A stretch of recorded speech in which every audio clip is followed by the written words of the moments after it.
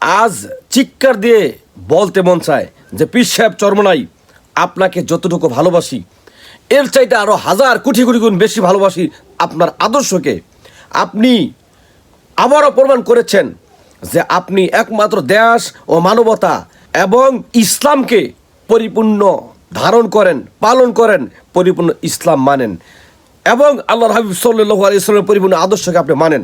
এই জন্য যখন এই জামাতিরা বলছে যে শরিয়া অনুযায়ী দেশ চালাবে না, আল্লাহ দিন অনুযায়ী তারা দেশ চালাবে না, অথচ নাম দিছে ইসলাম, তারা ইসলামের কেউ না, দেশ ইসলাম অনুযায়ী চালাবে না এবং বেপরদা নারীকে একবারে পাশে ঘষাঘষি করে বসাইছে, আপনি সেখানে তাদের সাংবাদিক সম্মেলনে যান নাই।